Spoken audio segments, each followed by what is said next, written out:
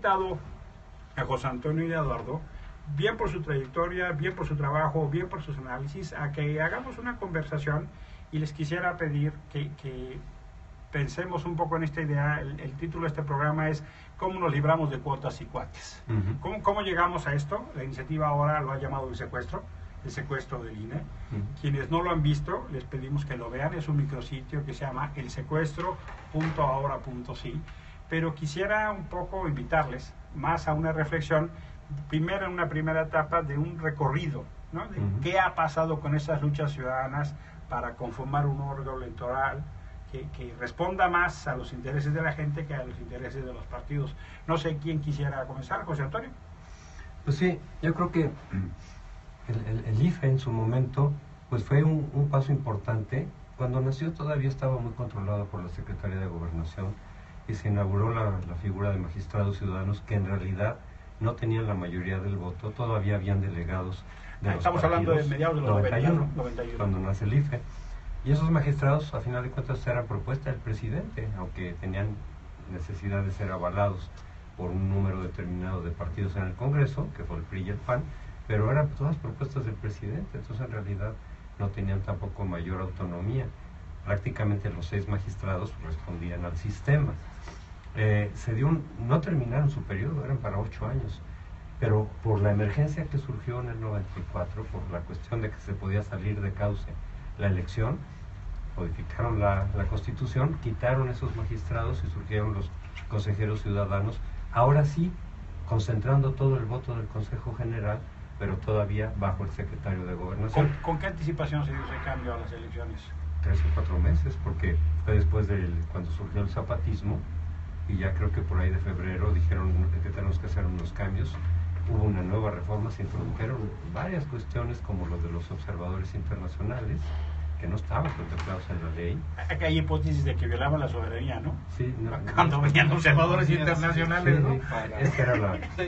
Esa era la narrativa, ¿no? Se metió la tinta indeleble, porque antes sí se borraba casi en automático. Las mamparas ahí surgieron, porque antes estaba abierto, antes todo el mundo podía ver lo que votaba el de al lado. Las mamparas secretas surgieron en el 94 también. O sea, se tomaron una serie de medidas para dar confianza a la ciudadanía, porque sentían que se les iba de las manos la elección. Y en el IFE lo que cambió fue esto: 6 consejeros ciudadanos que ahora sí iban a concentrar completamente el voto junto con el secretario de Gobernación todavía. Y entonces ahí surgió la partidización, pero fue un paso adelante en ese momento, porque fueron 2 consejeros ciudadanos propuestos por cada uno de los principales partidos. Entonces, por lo menos había cierto equilibrio: 2 propuestos por el PAN, 2 por el PRI y 2 por el PRD. Se logró un equilibrio importante en ese momento y se imprimió un poco más de confianza en el IFE. Sin embargo, ahí estaba la semilla de la partidización, que poco a poco después fue generando lo que estamos viendo ahora, ya desde hace mucho tiempo. Es decir, los partidos meten gente muy cercanos a ellos, que incluso están haciendo o van a hacer carrera política, y por lo tanto no pueden contravenir al partido que los propuso. Entonces hay muchos ejemplos. ¿Cuál es el quiebre? ¿En qué momento se da el quiebre de eso en tu lectura de las cosas? Yo creo que todavía, mira, ahí todavía incluso había posiciones partidistas, pero había el equilibrio en 94. Después vino el 96 con otra reforma, la llamada reforma definitiva, la reforma electoral, que fue ya muy importante, porque entonces sí ya se salió de gobernación completamente el IFE y apareció un presidente ciudadano que fue José Woldenberg. Y entonces los demás consejeros también fueron repartidos por cuotas. Entonces venían 3 por parte del PRI oficialmente, entre ellos Woldenberg, es decir, el presidente, y luego 2 por parte del PAN, 3 por parte del PRD y 1 por parte del PP. Y muchos de ellos sí jugaron partidista, pero de todas maneras se mantenía un cierto equilibrio. Y salió bien ese IFE a pesar de todo, pero desde ahí viene el partidismo, ¿no?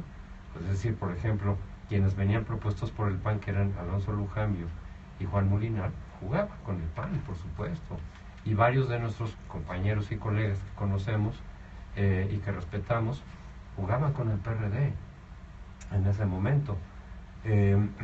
Woldenberg mantuvo una posición un poco más neutra, y a final de cuentas salieron las cosas bien, pero ahí estaba la semilla del partidismo, que es lo que decía. Después ya, como a final de cuentas ese IFE castigó duramente con una multa al PRI de 1,000 millones de pesos y al PAN de cerca de 400 millones por lo de Amigos de Fox, quedaron muy enojados los partidos con esos consejeros y dijeron, pues es que estos a la mera hora resultaron demasiado independientes. Se creyeron los de autónomos. Se creyeron los de autónomos. Eran muy autónomos. Esa fue la lección que aprendió el PRI. Ajá. Para lo siguiente, que yo creo que tú hablabas del momento de la ruptura, ¿no? Yo creo que está en 2003. ¿Tú coincidirías con ese momento? Pues sí. Cuando termina el primer Consejo General, y entonces sí, en efecto, no les gustó que realmente hubiera consejeros que genuinamente ejercían la autonomía. Entonces dijeron, no.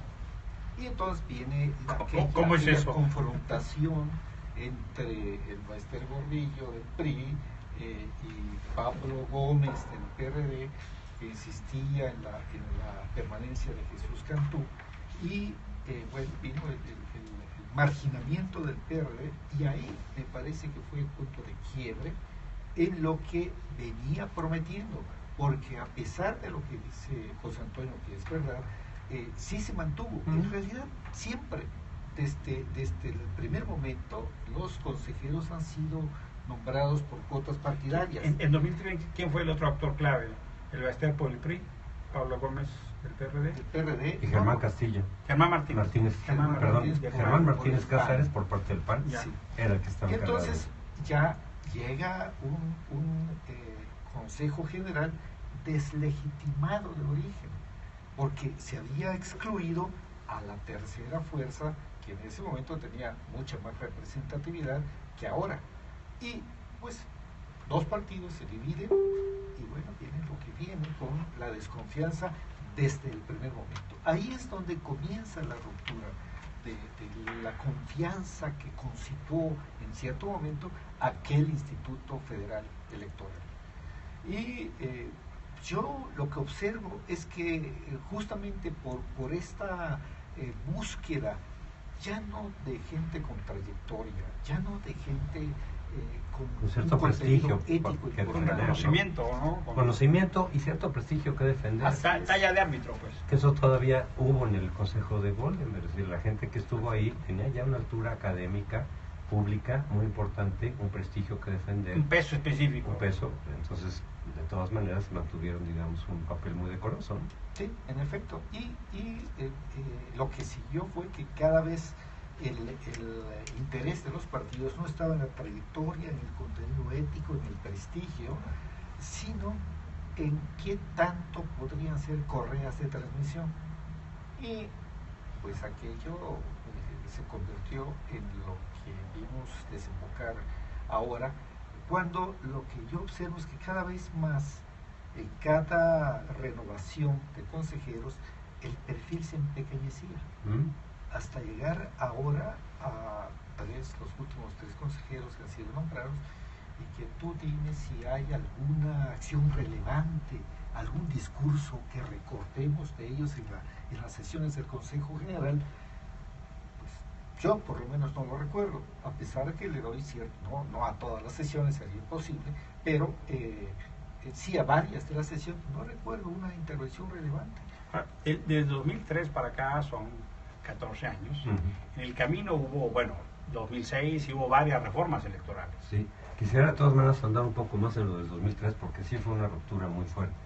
Fueron dos cosas. Por un lado, dejaron fuera al PRD, o sea, precisamente porque estaban discutiendo quién sí, quién no, pero unilateralmente dejaron fuera al PRD. El PRD ya había resuelto esa situación, ya había dicho, ok, no pasa Jesús Cantú, que era un consejero saliente, entonces lo removemos y entonces proponemos a otras personas, entre ellas Clara Jusisma.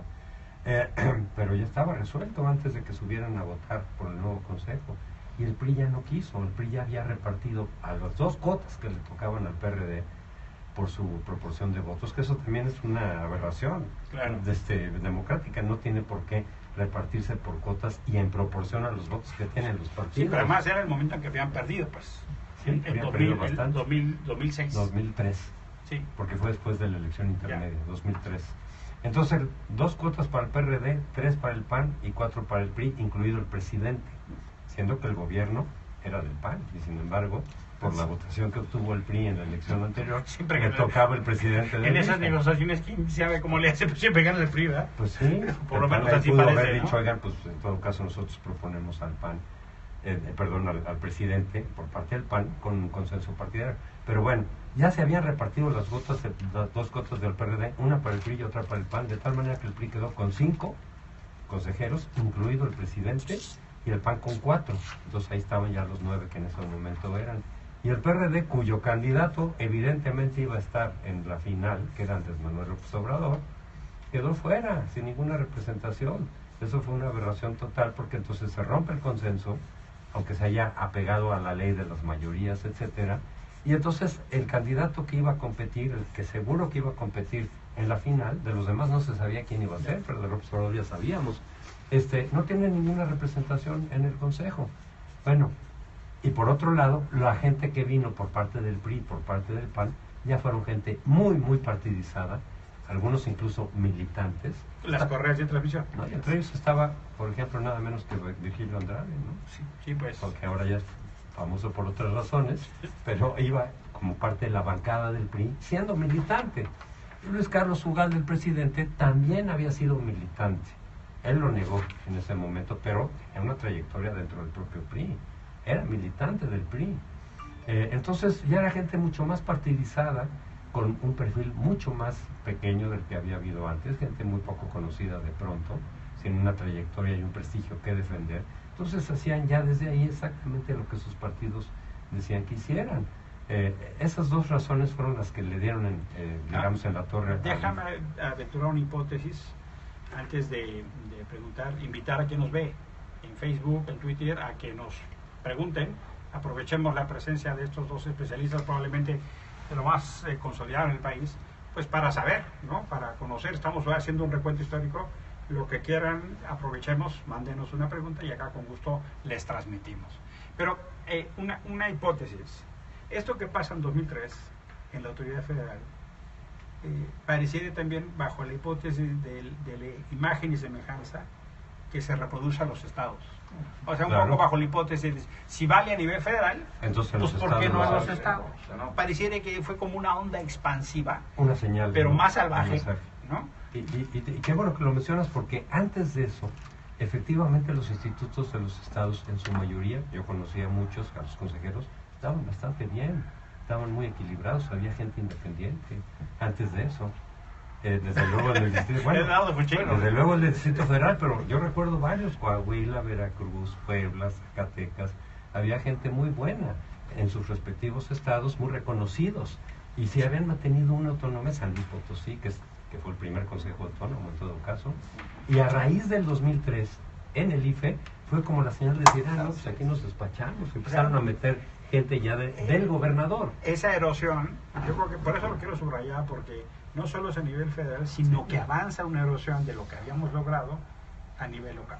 Tú viviste mucho una experiencia en el Instituto Electoral del Distrito Federal, coincidimos juntos como fundadores, pero tú viviste mucho esa experiencia local. ¿Tú cómo lo ves? ¿Es ese particular? Porque hoy, a la distancia de vista, ese se convierte en un tema crítico en la organización de los procesos locales, Eduardo. Es que lo que ocurre en el Distrito Federal, tienes en 2003, más bien en 2006, tiene semejanza con lo que ocurre en 2003, porque tampoco en el Distrito Federal, al partido en el gobierno que era y es el PRD, no le gustó mucho la autonomía que a ti te consta, Emilio, que sí ejercimos en el Instituto Electoral del Distrito Federal en aquella primera generación. Y entonces ocurre justamente eso. Van buscando más gente que represente sus intereses sin fijarse en trayectorias, contenido ético y prestigio, y entonces se va empequeñeciendo. Recuerda lo que ocurre cuando dejamos nosotros con Javier Santiago y otros consejeros del Instituto Electoral, llega un consejero que dice que había una red priista en el instituto para favorecer al PRI, lo cual se caía por su propio peso, Sí, pues. porque valiente red de PRI, pro-priista, cuando el PRI perdía todas las elecciones. Medio instalado en comisario político, visitando, ¿no?, los distritos con una cámara y queriendo interrogar, ¿no? Pues fíjate, en 2006 se llegó al absurdo siguiente, a raíz de lo que pasó en 2003 en el IFE. ¿Quién puso a los consejeros del PRI, a los 5 del PRI? El Bester Gordillo, como coordinador de la bancada priista. Básicamente fue bajo su influencia. ¿Quién puso a los 4 consejeros del PAN? Germán Castillo, Germán Martínez Cázares y Juan Molinar y Margarita Zavala, que eran equipo de Felipe Calderón, aunque no se supiera en ese momento que Felipe iba a ser el candidato. Entonces, en el 2006 hay una alianza informal, pero real, entre el Bester Gordillo y Felipe Calderón. ¿Quiénes pusieron frente a López Obrador, ¿no?, en esta contienda tan cerrada? ¿Quiénes pusieron? ¿Cuál de esas fórmulas puso? A todos los consejeros del IFE, Calderón y el Bester Gordillo. O sea, todos los consejeros del IFE en 2006 respondían a uno de los candidatos, y el otro candidato no tenía a nadie que alzara la voz por él. Fíjate, aquí empezamos a encontrar como algunos elementos comunes: falta de confianza en el árbitro, erosión de la autonomía, disminución de tamaño o de peso específico de la autoridad electoral, y un fenómeno que pasa a nivel federal y pasa a nivel local. O sea, empezamos a como estas características de deterioro, ¿no? Ahora pasa 2006, ¿qué sigue? Pues empiezan a haber cambios a raíz de todo la crisis, la crisis que hubo en 2006. Voto por voto, entonces, casilla por casilla. Y un desempeño muy malo del IFE, por decirlo menos, en ese momento. Tenían que haber hecho mucho más de lo que hicieron para transparentar. Pero en fin, precisamente por todo eso se descabeza antes de tiempo al IFE, lo cual no es sano, no debería de ocurrir, pero es que se propicia. Por eso mucha gente ahora está diciendo, pues no, porque es que eso de estar quitándole constantemente a los consejeros al IFE antes de tiempo o al INE, no es bueno institucionalmente. Sí, pero cuando los consejeros no responden, pues entonces no te dejan otra alternativa. Por eso ahí también entonces hubo cambio prematuro del presidente y de algunos de los consejeros, porque ya no daba confianza ese IFE para lo que venía después del 2006. Entonces ya empezaron a entrar otros consejeros, pero bajo la misma fórmula de las cuotas. Y yo quiero, a lo mejor adelantándome un poco las cosas, pero para vincularlo con 2006, así como estamos diciendo que fue un grave error y que fue muy costoso políticamente el que uno de los candidatos, que era López Obrador, no tuviera ninguna representación, ya que estábamos en representaciones, pues por lo menos que hubiera de todos, ¿no?, los importantes. Sí, ese es el modelo. Digo, si ese era el modelo. Es el término de la confianza en el árbitro, ¿no? Bueno, hoy tampoco, porque López Obrador ahora no es del PRD, es de Morena. ¿Cuánta gente propuso Morena para el INE? Ninguno. ¿Cuántos para el Tribunal Electoral? Ninguno. Estamos igual que en el 2006. O sea, un escenario de falta de confianza otra vez. Pues, entonces, uno de los candidatos que puede ganar, o por lo menos competir fuertemente en la final, no tiene ninguna representación en ninguno de los árbitros electorales. Ha venido dándose este fenómeno, que después de las elecciones se da como esta discusión. Bueno, ahora sí vamos a revisar. Después del 2006 vamos a legislar sobre el voto por voto, ¿no? Y otra vez, y se ha hablado como de la reforma electoral definitiva, pero lo que hemos visto es que es más o menos un continuo de dolor, ¿no? Bueno, es que la reforma más reciente, la verdad es que hubo cosas que para mí me resulta inexplicable sobre cómo lo admitió la oposición. Explíquenos.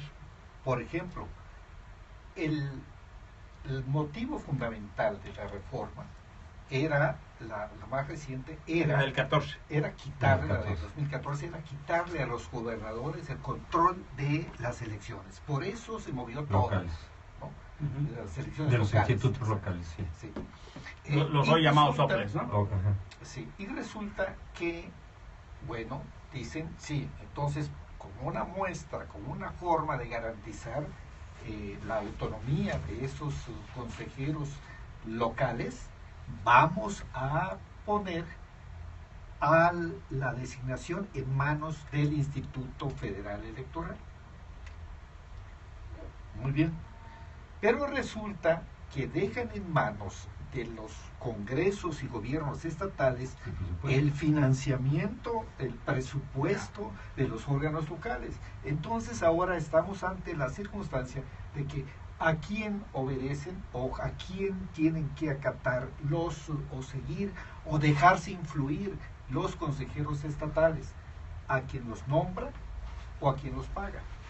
a mí me resulta Y quedó una cosa inexplicable. muy barroca, ¿no? Sí, Quedó un híbrido, porque entonces no dejaron las cosas como estaban, porque sobre todo el PAN, que es el que impulsó esta reforma, y tenía la carta de negociación de la reforma energética, entonces dijo el PAN, no, es que no funcionan los institutos locales, obedecen a sus gobernadores, en ese momento todavía mayoritariamente del PRI.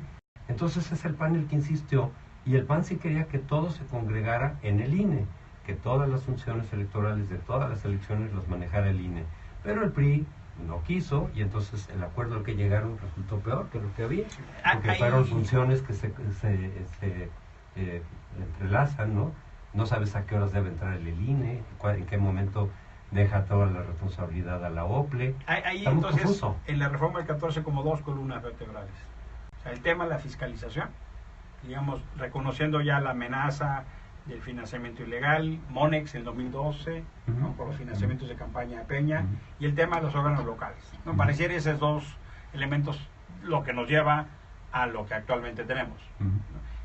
Si vemos entonces como dos grandes desafíos, el tema de la fiscalización, los recursos ilegales, los recursos de procedencia ilícita, la intervención de los gobiernos convertidos en maquinarias electorales, y el tema de los OPLES. Eso es más o menos pareciera lo que anima la reforma 14, ¿no? Sí.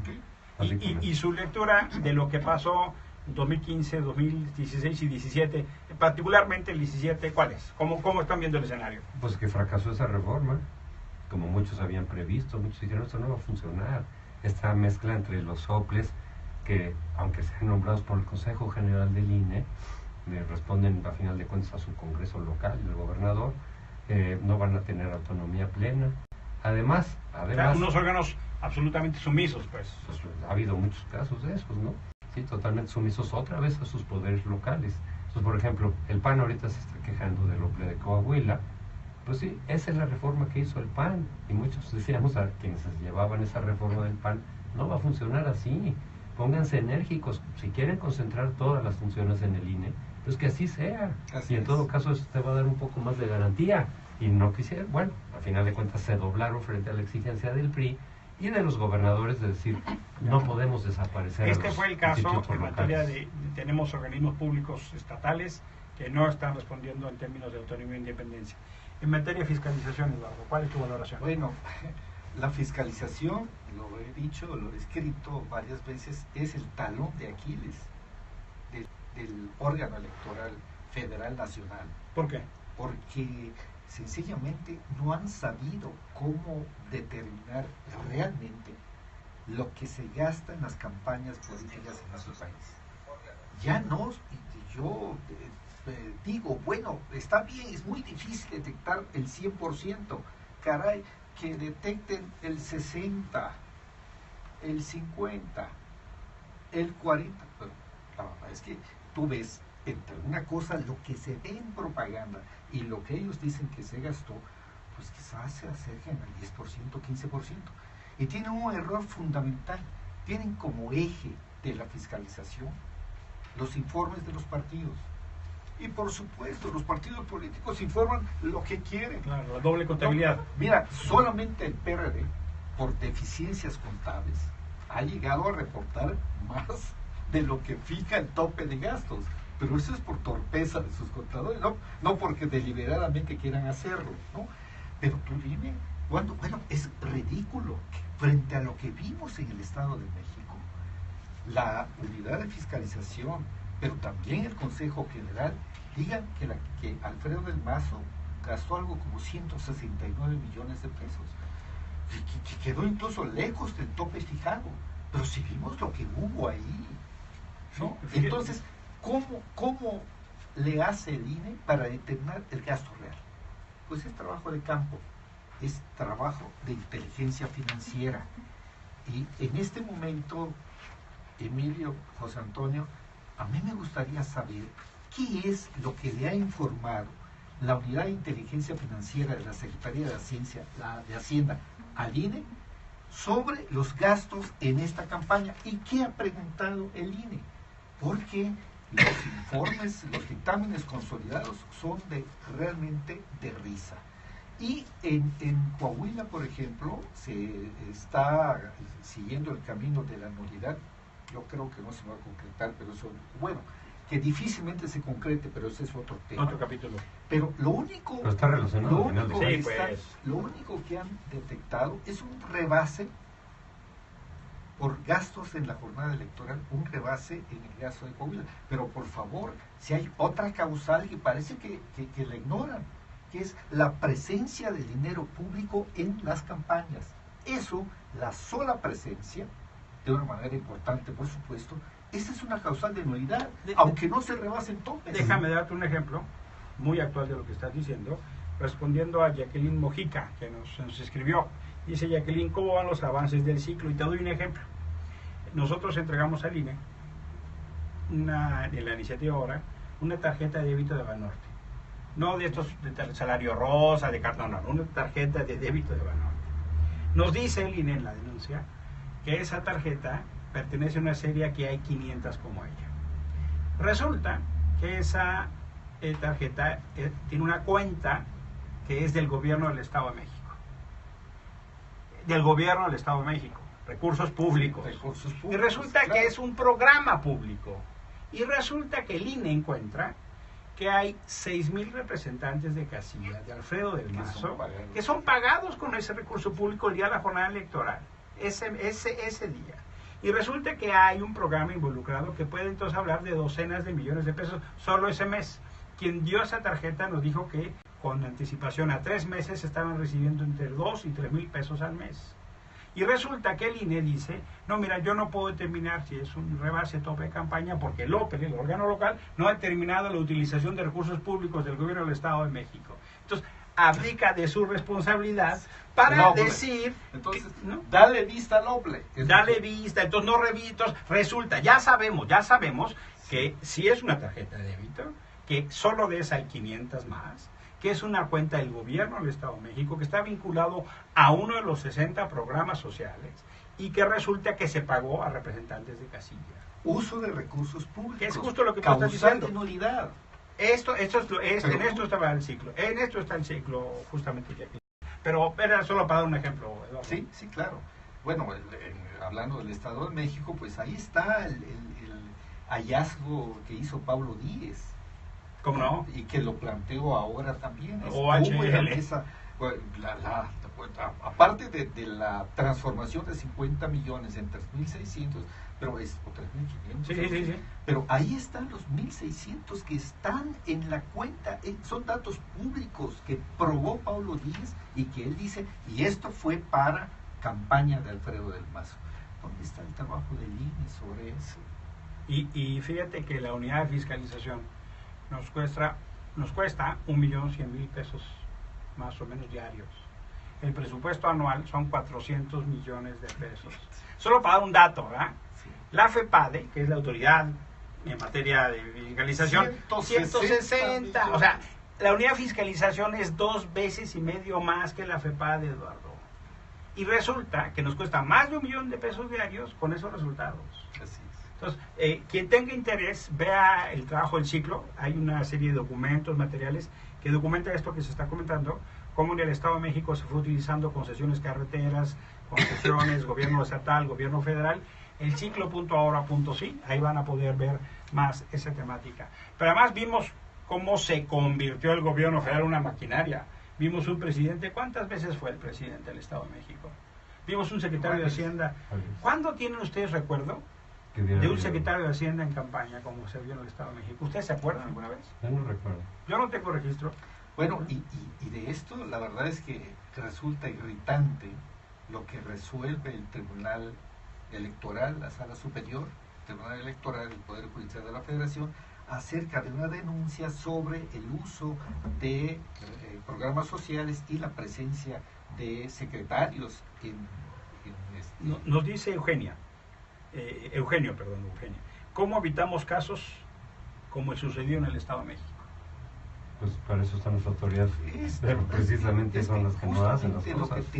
Lo que tenía que haber hecho la autoridad electoral eran muchas cosas, pero tenía que haberse puesto muy firme frente a lo que estaba ocurriendo ahí, que fue claramente una operación de Estado.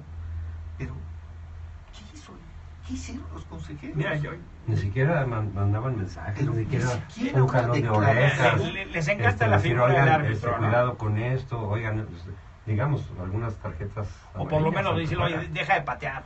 O sea, Sí. tú te recuerdas en el proceso electoral pasado alguna llamada de atención al presidente, alguna llamada de atención a los gobernadores que están metiendo las manos de manera atascada. ¿Ustedes se acuerdan de algún mensaje que diga el árbitro, oigan, no vale juego sucio? ¿Ustedes recuerdan algo en el proceso del 17 en el tono de decir, ya no te digo tarjeta amarilla, pues, ya no te digo tarjeta roja, Aunque ¿verdad? sea simplemente un aviso ahí, decir, Sí. oigan, por favor, señores, no están interviniendo, esto puede poner en riesgo el proceso, la credibilidad, algo así. Lo hizo el IFE, el de Goldenberg en el 2003, lo hizo con el presidente Fox. Es decir, bueno, esas declaraciones están fuera de lugar.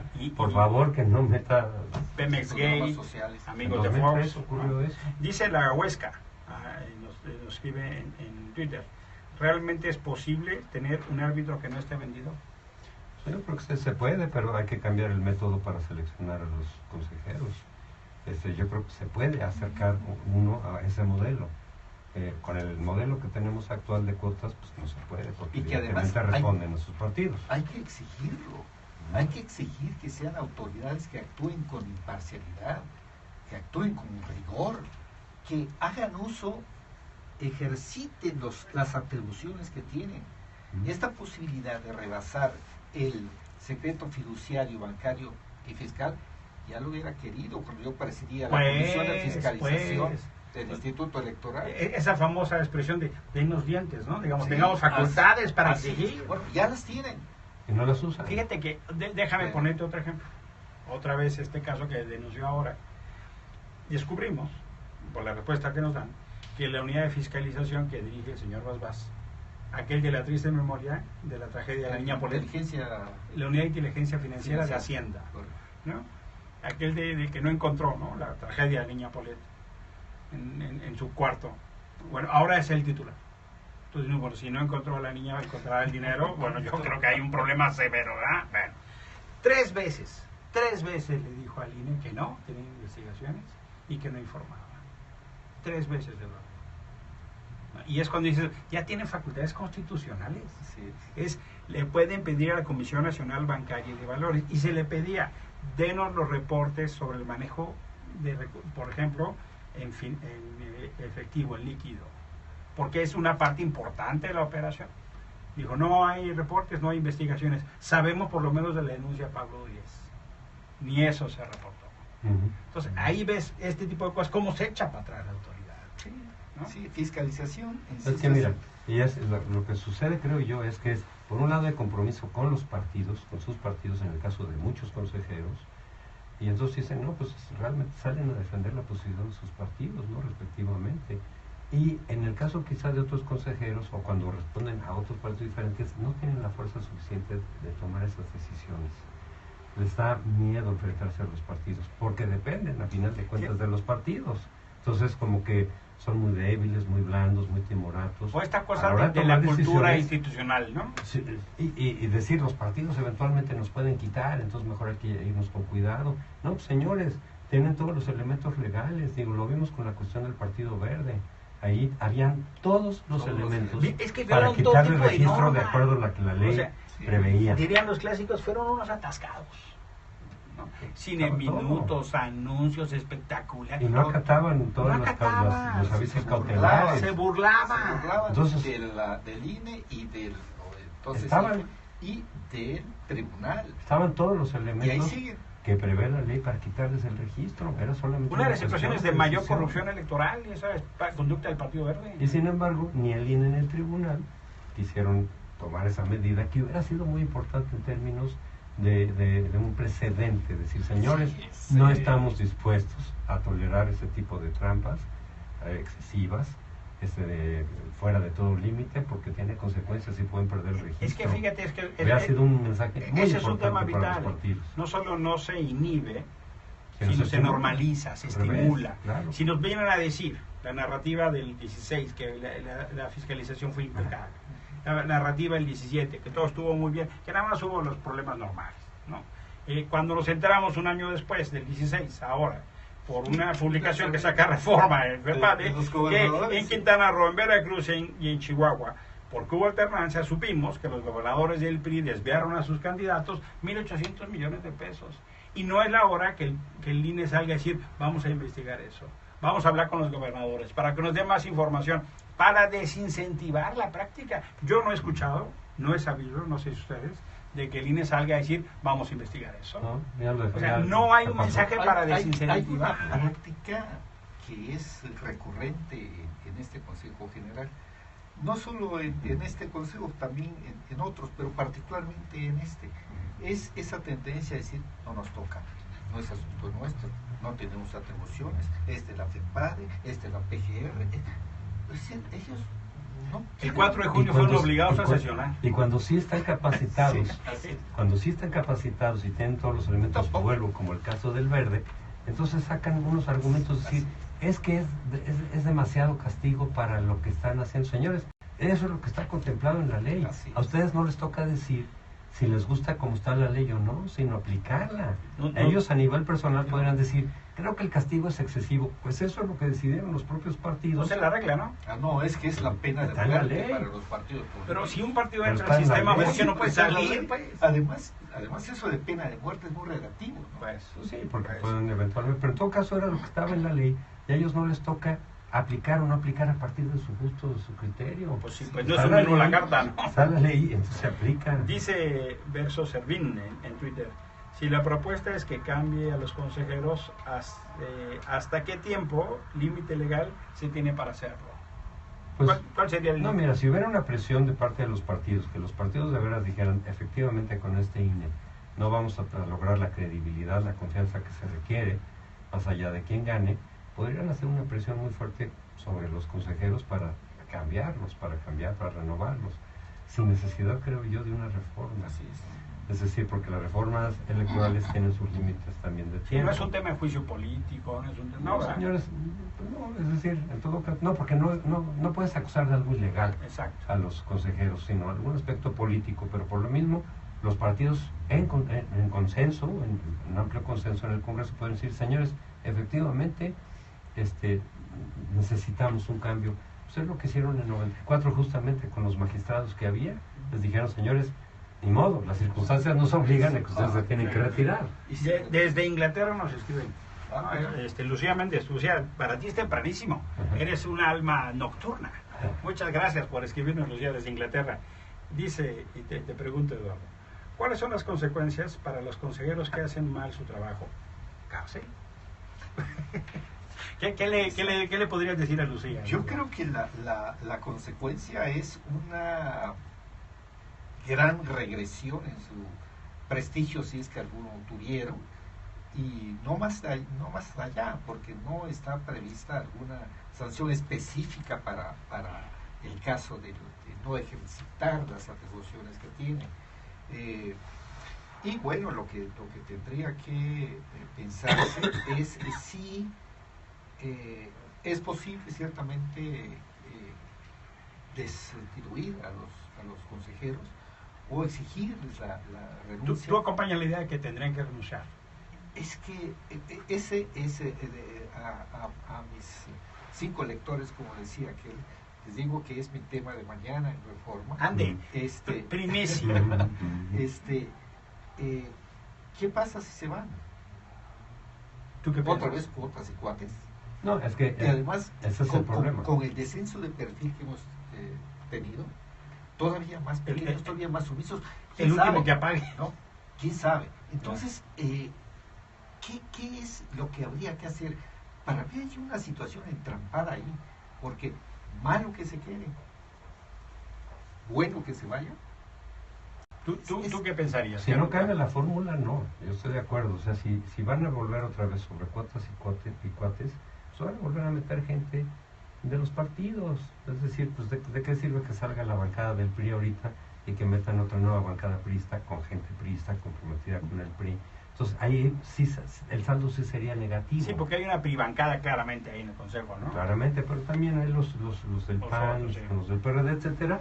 Hay, desde luego, consejeros que preservan cierta autonomía, mayor independencia, no creo que sean la mayoría, Yo tampoco. pero los ha habido, siempre los ha habido. Pero muchos otros responden a sus cuotas, responden a sus partidos. Entonces, si se va a remover esas cuotas para meter otras cuotas, no sirve de nada. Incluso puede ser hasta contraproducente por todo el movimiento que implica. No, tendría que ser, señores, ustedes tienen que salir y vamos a nombrar otros consejeros bajo una fórmula en la cual los partidos ya no intervengan. Es muy difícil que ocurra una cosa y por la otra. Los partidos no van a renunciar tan fácilmente a las prerrogativas que tienen de nombrar cuotas en el Consejo. La experiencia del Comité Ciudadano del Sistema Nacional de Corrupción como una posibilidad. Eso tendría que ser. ¿Cómo lo ves tú? Mira, eso tendría que ser, tendría que estar plasmado en la ley, pero incluso ahora con la ley actual creo que si quisieran hacer algo en serio los partidos podrían hacerlo. No lo quieren hacer, ya lo sabemos, pero podrían hacerlo. Podrían decirles, señores consejeros, ni modo, hay una crisis de credibilidad, lo conveniente es que salgan ustedes.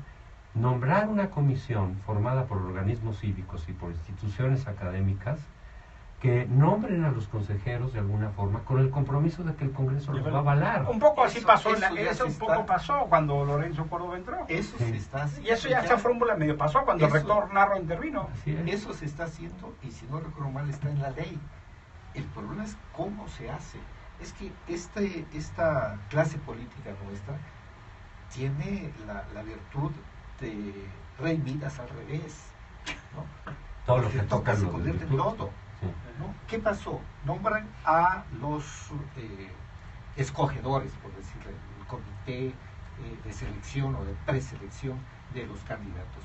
Pero entonces les llega por ahí línea de que, bueno, pero hay algunos intransitables.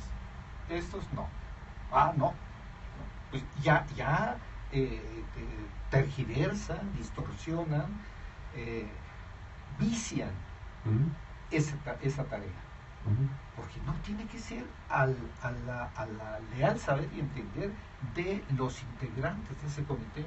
Y claro, por otra parte, tenemos elementos ciudadanos muy buenos, muy responsables, muy prestigiados, pero que en cuanto les hablan de Bucareli o de Los Pinos, no necesariamente de presidencia, sino de algún funcionario menor, no saben cómo responder, no saben decir no, ni me hable, no le tomo la llamada. Eso es lo que hay que hacer, ¿no? Y entonces el asunto comienza desde el nombramiento de los integrantes de ese comité técnico de evaluación y preselección. Por ahí tendría que empezar. Vamos a la elección del 18, que es una especie de combo, ¿no? Hay elección en la presidencia de la República, el Congreso de la Unión, senadores, diputados, 500, 128. Hay 30 elecciones estatales. Nunca hemos tenido esa cosa. 9 elecciones para gobernador, incluida la de jefe de gobierno, haciendo el símil de la figura. Hay 21 estados que van a elegir congresos. Hay 20 y tantos que van a elegir municipios. Son como 2.300 puestos de elección popular. Con esta autoridad y con estos problemas de fiscalización, ¿ustedes se sienten a gusto con lo que viene? No, para nada. Y yo tengo una enorme preocupación. Esto que pasó en Coahuila con relación a la falla de los funcionarios de casilla, ¿no? En los reportes, en las actas y demás, es muy preocupante. Porque ahí tuvieron ciertas combinaciones de alianzas y demás que hicieron difícil ciertamente de hacer las actas de escrutinio. 14. Pero ahí evidentemente, y tú conoces el tema, evidentemente falló la capacitación. Sí, cómo no. Yo digo, ¿hay alguna visión? Porque esa es otra cosa de estos consejeros. Aparte de su arrogancia, su soberbia, yo digo que son devotos del pontífice, tienen una vocación pontificia, porque así como el Papa no se equivoca, ellos tampoco. El INE no se equivoca. Pero los consejeros no se equivocan, pero son todavía más pontífices que el pontífice, porque el Papa, como sabemos, no se equivoca cuando habla ex cátedra, nada más. Pero estos no se equivocan nunca. Tú dime cuándo ha habido una cuestión de autocrítica. Incluso este comunicado... Dicen que hay una campaña, ¿no? ¿Sí? Este comunicado del Instituto para la Estudios para la Transición Democrática, que preside José Waldemar, La verdad es que Ricardo Becerra lo preside, tiene él razón, forma parte. pero, Sí. pero, lo anima, Sí. Goldberg, pero es cierto, Ricardo Becerra lo preside. La verdad es que, mira, no resistí la tentación de traer lo que dicen en su primer párrafo. Dicen, ante la campaña desatada desde el oficialismo, sectores de la iglesia, comentaristas y aún precandidatos y sus organizaciones en contra de los consejeros del Instituto Nacional Electoral, queremos expresar lo siguiente. Y tú dime, ¿hay alguna misión? ¿Aquí hay algún señalamiento puntual de, por ejemplo, lo que ocurre con el sistema integral de fiscalización? Que de integral solamente tiene el nombre, porque es un sistema que ciertamente es un sistema contable, para eso sí sirve muy bien, pero a la hora de fiscalizar, de cotejar unas cosas con otras, ahí ya no sirve. Ahí tienen que hacerlo los auditores a mano, como siempre. ¿Qué están haciendo en ese sentido? Porque me temo que otra vez la fiscalización va a ser terrible en 2018 con todo ese número de elecciones que ya mencionabas. Entonces, no hay autocrítica. ¿No? La verdad es que con un titular de la unidad de fiscalización que parece con el ánimo de dinamitar por dentro, ¿no? Sí. Él mismo generó parte de las confusiones señaladas ahora para el 17 de las elecciones del 17, cuando dijeron que con una circular le pidió a los partidos políticos no incorporar la información al sistema de la jornada electoral, lo que sucedía, con lo cual se hace difícil contabilizar los costos, con lo cual pueden ir al tribunal electoral cualquier partido, por ejemplo, el caso Coahuila, hombre, la propia autoridad me está generando confusión, rompe la certeza, ya pasó en 2015, el tribunal le dijo al INE, no, pues lo hiciste tan tarde y tan mal, que no se puede aplicar la cláusula de nulidad establecida en la Constitución, porque no hay manera de hacerlo por cómo mediste. O sea, pareciera ser la intención de reventar desde antes, y que no haya manera entonces de aplicar lo que dice la ley. Yo creo que sí sería indispensable, lo de los consejeros es difícil que ocurra por muchas razones, pero sería indispensable que el titular de la unidad de fiscalización sí fuera otra persona. Hay ahí de entrada una especie de conflicto de interés por el trabajo que tuvo, porque su cercanía profesional con Alfredo del Mazo.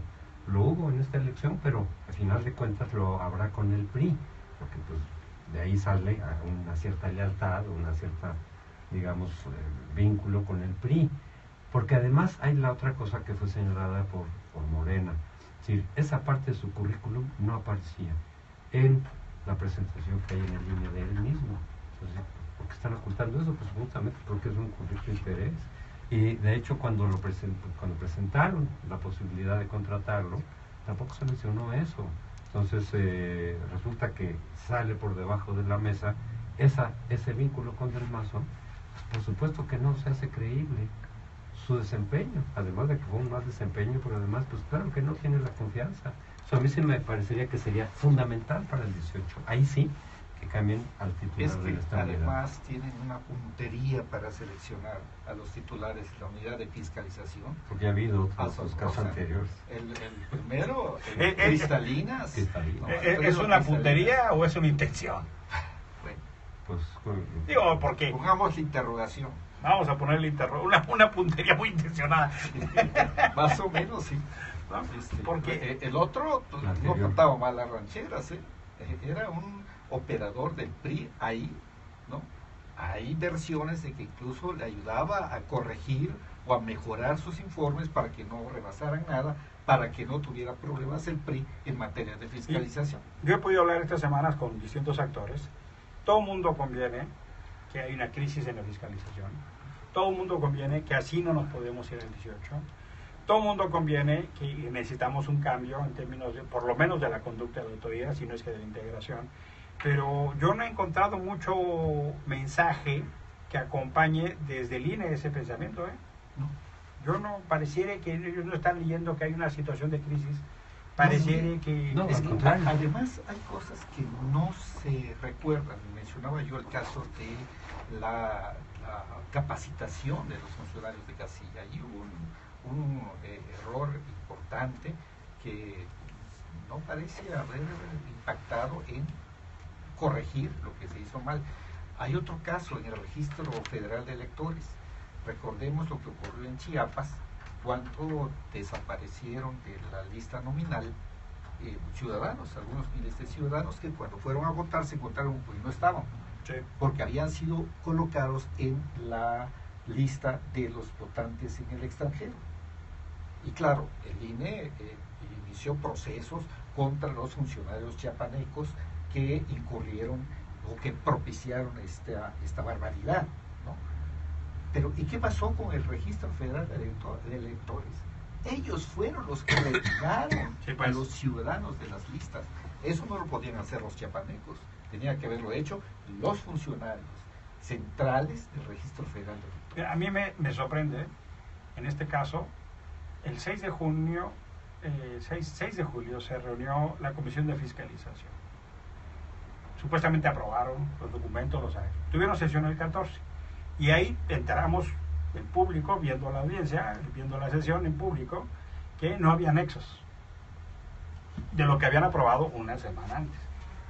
Suspendieron y se fueron al lunes, el lunes 17. Llegamos al lunes 17 y digo, no, pues vamos a iniciar un oficioso porque nos faltan, y se fueron de vacaciones y regresaron. Todavía no tenemos certeza de lo que aprobaron el 6 de julio. Y sale en la discusión que el propio titular de la unidad de fiscalización fue el que está generando esta controversia, y no era como para que el INE de motu propio, el presidente, el consejero presidente, iniciara un procedimiento. No era como, o sea, con lo que nos cuesta, y no hay anexos de lo que aprobaron los consejeros, no hay información como para tener claridad. Después de que aprueban el 6, se van a 14, se van el 17, se van de vacaciones, como que no tendría que darnos esa certeza. Así. A mí, lo digo con mucha claridad, desde la iniciativa ahora lo vemos preocupante. Creemos que lo menos que toca es hacer un entorno de exigibilidad democrática, que toca sí hacer de esto un tema de debate, que sí toca buscar formas innovadoras de discusión, y que la verdad las cosas es que yo no sé ustedes, pero no me siento muy tranquilo. No, hay una gran preocupación porque 2018 puede ser el desastre. Fíjate, dice José Antonio. Ya no solo en cuestiones de fiscalización, sino incluso de organización. Porque en el INE lo que yo observo es que la forma de resolver los problemas, de afrontar los retos, es pidiendo más y más y más dinero, cuando el dinero no resuelve todo. Por supuesto que ayuda y hace falta, pero no basta con dinero para tener éxito en algo como lo que ocurrirá en 2018. José Antonio Flores nos dice, ¿qué nos toca a los ciudadanos para el 2018? Árbitro vendido, cancha cuesta arriba. No, bueno, pues participar, de todas maneras, el no participar si tienen alguna preferencia, desde luego, participar, porque eso genera una cierta presión, genera dificultades para que se hagan fraudes, para que se hagan cosas sucias. Desde luego hay límites en lo que los ciudadanos pueden hacer, pero por supuesto que participar, y si tienen mucho entusiasmo, entonces pueden incorporar como representantes de partidos, del partido de su preferencia. Puede haber organización electoral o observación electoral, en fin, quienes tengan mucho entusiasmo de tratar de incidir sobre que la elección salga bien, sí pueden hacer cosas los ciudadanos, pero hay límites. Al final de cuentas están las instituciones, los partidos, las leyes, y un ciudadano, pues por mucho que quiera corregir eso por sí mismo. Te saques participar en la discusión, ¿no? Sí, desde luego. Bueno. Dice Gracciola, exacto, señor Cuchín. ¿No? Pues esa es una. Bueno, muchas gracias. No, perdón, no sé cómo se escribe. Dice la Huesa, la-Huesa. Emilio, ¿qué propones para cambiar la situación? Además de cambiar los consejeros, solo eso. Mira, hemos hecho la denuncia. Te invito a ver los materiales del secuestro. La Huesa, en secuestro.ahora.si. Estamos ahora litigando en el tribunal. Estamos organizando el debate público. Estamos promoviendo. Te invito a ver la página porque creemos que hay, digamos, sí, el espacio de litigio, el espacio de la acción política, el espacio del debate en redes, y también me parece que el espacio ciudadano para buscar irrumpir. Eso es lo que estamos haciendo en Ahora. Te invito a verlo en www.ahora.si. Leti. Bueno, hay que decir, Emilio, que frente a lo que resolvió el INE con base en las investigaciones de la Unidad Técnica de Fiscalización, pues ha sido motivo de una impugnación ante el Tribunal Electoral del Poder Judicial de la Federación. Eso también se está haciendo. Yo creo que es muy importante hacerlo, no dejar pasar, porque por lo menos se pone en evidencia si los magistrados de la Sala Superior hacen cosas extrañas, para decirlo eufemísticamente. Una de las cosas que está en litigio es si la autoridad electoral tiene que esperarse a que resuelvan los locales, por ejemplo. Le pedimos al tribunal del criterio si el INE tiene que esperarse o no a ejercer sus facultades constitucionales por interpósita institución. Del criterio si otras instituciones que tienen que dar información, como la Unidad de Inteligencia Financiera, no lo hace, que pase. Esas son las cosas que, si el Tribunal Electoral resuelve, podrían perfectamente establecer un sentido muy importante para el año que viene. Por ejemplo, nos dice aquí Leti Hurtado, entiendo que es de Hurtado: buenas noches, necesitamos gobernantes honestos, estamos contigo, muchas gracias.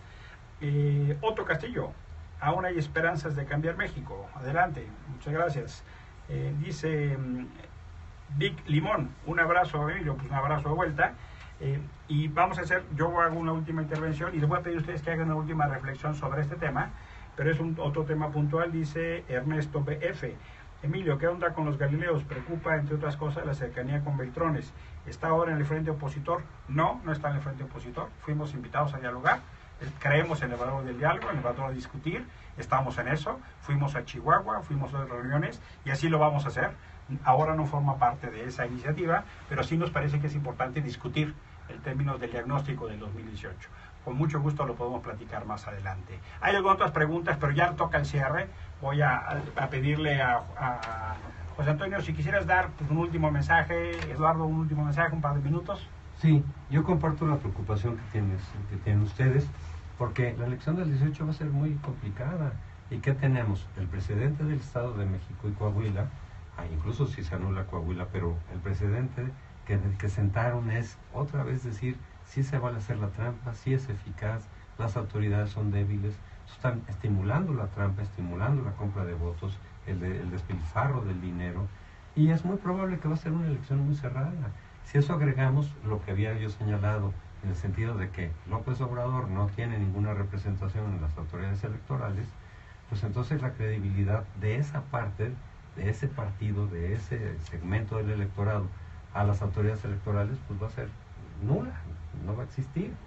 Y con resultados cerrados, dudas sobre la imparcialidad que deben de tener los árbitros, se puede generar otra vez un conflicto, por lo menos parecido al del 2006. Es que si no es que más grave. De preferencia resolver antes, ¿no? Pues se tendría que resolver antes mejor, prevenir. Pues es que está ahí y no están tomando, no están preveniendo. ¿No? Parece que no aprendemos. O sea, el 2006 tenía que habernos hecho aprender de estas circunstancias, no solo cambiando algunas partes de la ley, sino decir, oigan, estamos otra vez en una situación muy parecida. Yo lo veo más parecido al 2006 esto que al 94. Ya. Por muchas razones, pero por lo mismo decir, oigan, otra vez estamos viendo una situación conflictiva y no estamos haciendo nada al respecto. Entonces, va a ocurrir, o puede ocurrir. Eduardo. Yo me gustaría, les pediría a los defensores del Instituto Nacional Electoral que realmente defiendan a la institución, que realmente